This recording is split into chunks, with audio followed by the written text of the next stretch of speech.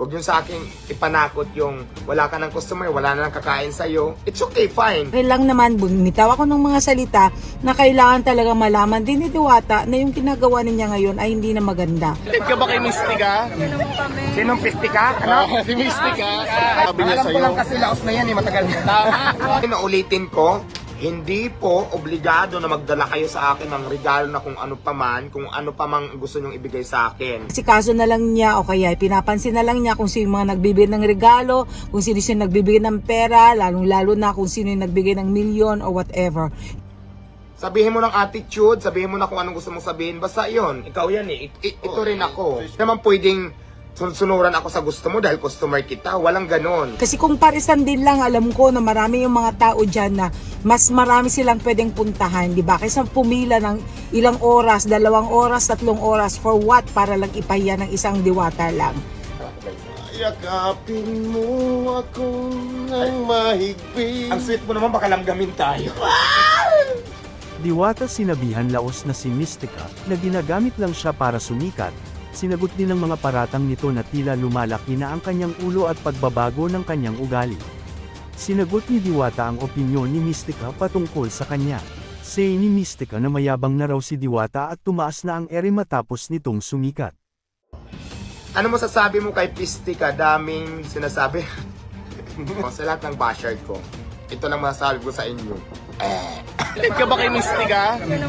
Sinong Pistika? Ano? Si Mystica. Ay, hindi. Oo nga eh, kasi medyo foul yung mga sinasabi niya Alam ko sa'yo. lang kasi laos na yan eh, matagal na.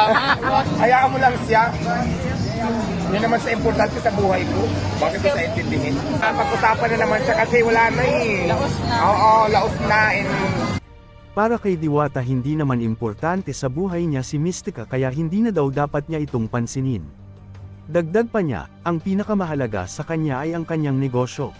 Dito kasi di ba busy nga rin ako. Sabi kasi nila, wala daw regalo, hindi daw ako nagpapapicture, which is hindi po yan totoo. Hindi po ako nanghihi. Kung pwede nga lang hindi tanggapin yung mga binibigay dito, hindi ko tatanggapin, pero kabastusan naman yan. Dagdag pa ni Diwata hindi niya pinipilit magbigay ng regalo ang mga tao sa kanya. Hindi ko kayo inoobliga dito na pumunta na para magbigay sa akin ng regalo, di ba? Kung pwede, laan na lang pumunta na nagpapapriority pa kumpara doon sa trabaho ko. Naintindihan ko kung saan pa kayong lugar nang galing, medyo may kaluluwaan para pumunta lang sa akin. Na-appreciate ko yan. Na-appreciate ko yan para matikman yung Paris ko at makapagpa-picture tayo for souvenirs. So ngayon, ang gusto ko lang din maintindihan nyo na sana pag busy ako, kasi nagbibigay naman tayo ng time para sa magpa-picture, bigyan naman ako ng kahit konting pagkakataon lang para maayos, ma-check ko kung ano yung kulang, makita ko, mamonitor ko yung mga tao kung nangungupit ba, makita ko yung mga tao naka-duty dito kung nandun pa ba sa mga pisto, ma-check ko yung pagluluto kung tama ba,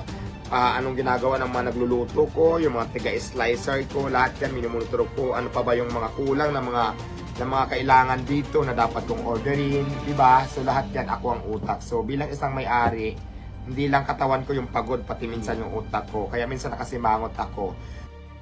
Isang mainit na usapan ang nabuo matapos magbigay ng komento si Mystica patungkol sa kasikatan ni Diwata. Sa kanyang tugon, mariing sinabi ni Diwata na hindi mahalaga sa kanya ang opinyon ni Mystica. Dagdag pa niya, ang pinahahalagahan niya sa ngayon ay ang kanyang negosyo. Ang importante sa akin, business ko. Kaya ngayon sinasabi ko sa inyo, ngayon, kung hindi nyo pa rin kayang intindihin yon, ay wala na pa akong pakialam. Kasi sabi ko po sa inyo, may priority po sa akin, mas priority po sa akin yung negosyo ko. Pero nagbibigay naman po tayo ng time para sa interview, sa mga vlogging, may time po para sa nagpapapicture. So sa nagsasabing marumi, okay lang. Nagsasabing dugyot ako, okay lang yan, wala namang problema. Meron bang sabi ko nga sa inyo, tapos nagsasabing attitude na ako, nag-iba ng ugali dahil sa pera. Kayo yan eh, wala na akong pakialam doon. Basta sabi ko sa inyo, kung basher ko kayo, wala akong pakialam kasi wala naman kayong ambag sa buhay ko. Huwag mong ipamuka sa akin na mukha akong regalo, mukha akong pera. Dahil nagsisipag po ako, dumidiskarte ako para makaangat ako sa buhay nang hindi ako umasa kahit kaninong tao man. Mga basher ko, huwag niyong ipamuka sa akin na mukha akong regalo, mukha akong hingi, mukha akong ano pa, kung ano man inisip niyo na kung walang regalo, hindi entertainin. Hindi ako ganon. Nabubuhay po ako at tumatayo po ako sa sarili kong paa na hindi umasa kahit kanino man. Yun lang po, nagsasalita lang po ako. Sinasabi ko lang po yung side ko para po malaman nyo din. Hindi naman kasi deserve niya tulungan eh, ganyan-ganyan. Dapat yung iba nang mahirap yung tulungan. Di sabihin nyo doon sa nagbibigay, kayo ang bigyan, huwag ako. Kasi sila naman yung lumalapit sa akin eh, hindi naman ako. Yun lang naman yun, di ba? Kasimple. Doon nyo yan sabihin sa nagbigay sa akin ng mga bigay. Hindi sa akin kasi ako binibigyan lang din ako. Sino bang i-kiss ko, ikaw? Huwag na, kasi baka mag-viral na naman tayo. Sakapin mo na lang ako ngayon. Yakapin mo ako ng mahigpit. Ang sweet mo naman, baka lamgamin tayo. Ano sabi niya? Siya na pumusino ay hindi po maganda yung pakitaan mo ng masamang attitude na dumadayo dyan. Kahit ayaw mo magpa-picture, daan mo sa magandang salita, maintindihan nila yan kasi tao yan sila. Kusama mo yan, Diwata. Pasalamat ka sa dinudumog ka ng mga tao. Yung ibang tindahan, nagatin ng, ay, hindi dahil porke pumunta ka dito, magpapa-VIP ka na. Hindi pa ako ganun. Huwag ka na lang pumunta kung ganun ang gusto mong throwing ko sa'yo. Lahat naman kasi in-entertain ko. Minsan lang talaga pag busy ako. Kung yan ang ano mo, yan ang post mo, wala akong pakialam sa'yo kahit hindi ka na pumunta dito. Alam mo kung dumating sa point na babalik ako sa pangangalakal or wala nang kakain sa akin, wala akong magiging problema. Yun lang naman yan eh. Huwag mo lang ipamukha sa akin na papilitin mo ako na gusto ko sundin yung gusto mo dahil pumunta ka dito, nag-import ka sa halagang 100 pesos tapos obligahin mo ako. No! Pasensya na. Hindi po ganun. Hindi ko nila lahat ng taong ganyanin. Kaya lang talaga may mga taong makukulit na gusto magpa-importante talaga sa akin. Hindi po. Okay lang, hindi ka na pumunta. Wala naman tayong problema doon. Dumating man sa point, to the point na wala nang kakain sa akin, why not? Wala namang problema. Kasi kayo yan, hindi, wala akong magagawa dyan. Maghanap ng ibang racket. Maghanap ng ibang pagkakitaan para mabuhay ako. Yun lang naman, ganun kasimple. Pero kung ipopost nyo sa akin na kakain ka ng 100, mag-VIP ka, hindi naman ako ganun magtrato. Sabihin mo ng attitude, sabihin mo na kung anong gusto mong sabihin. Basta yun, ikaw yan eh. Ito rin ako. Oo. Hindi naman pwedeng sunsunuran ako sa gusto mo dahil customer kita. Walang ganon. Sabihin mo ng attitude, sabihin mo ng ano, okay lang. Wala tayong maging problema doon. Basta ako, Bigas daw. ayaw ko maging plastic. Sabihin ko rin yung gusto kong sabihin, di ba? Tama.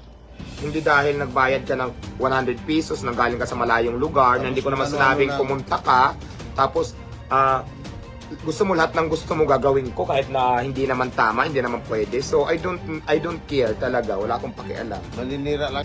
Huwag muna ako yakap-yakapin kasi nasarap tayo ng camera. Mamaya na lang pag off-live na natin.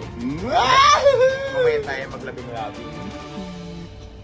Alam mo yung mga pananakot nila, Sino? babagsak ka rin, babalik wala ng customer, okay lang. Sanay kami sa mantika at saka asin.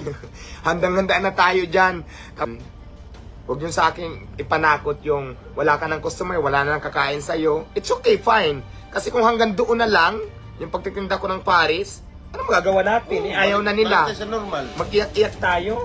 Diba? Hanap ulit ng ibang diskarte para mabuhay. Kung nagsawa na sila sa papayas, ganun yung mindset ko eh. To the point na hanggang doon na lang yung effort ko, hindi natin ang kilik, wala nang kumain, huwag niyo akong takutin. It's okay. Sanay ako dyan. Fine. Handa na po ako dyan lahat. Ano mo sasabi mo kay Pistika? Daming sinasabi. Sino yon? Ayaw ko na mag-comment. Uy, arte mo ha? Ayaw ko na mag-comment. Isa lang masasabi ko sa kanya. Masyadong papampam. Wala naman kasi silang naitulong sa buhay ko. Bakit ko sila papansin? For what? Kita ng mga pahayag na ito ay Wala, nagdulot Diyos ng ko. iba't ibang reaksyon mula sa mga Ito lang tagahanga at masasabi ko sa lahat taga-subaybay ng ng dalawang basher. personalidad. Habang ang ilan ay sumang-ayon kay Diwata at sinuportahan ang kanyang pagtuon sa negosyo, may ilan naman na umayon kay Mystica at kinwestiyon ang pagbabago sa ugali ni Diwata. Madami namang netizen ang nakapuna sa pagbabago ng ugali ni Diwata sa kanyang mga tagahanga. Makikita kasi na game na ulit si Diwata sa pakikipag-picture sa mga tao at maayos na ang kanyang pakitungo, matapos siyang mapansin ni Mystica. Sa kabila ng mga kontrobersya, nanatiling determinado si Diwata na ipagpatuloy ang kanyang mga proyekto at negosyo. Samantala, nasa ibang bansa si Mystica at naghahanap buhay doon. Ikaw anong komento mo sa usaping ito? Ay naku, wala na akong sasabihin. Ang masasabi ko lang talaga, sa lahat ng basher ko, alam ko ano? Sa lahat ng basher ko, ito lang masasabi ko sa inyo.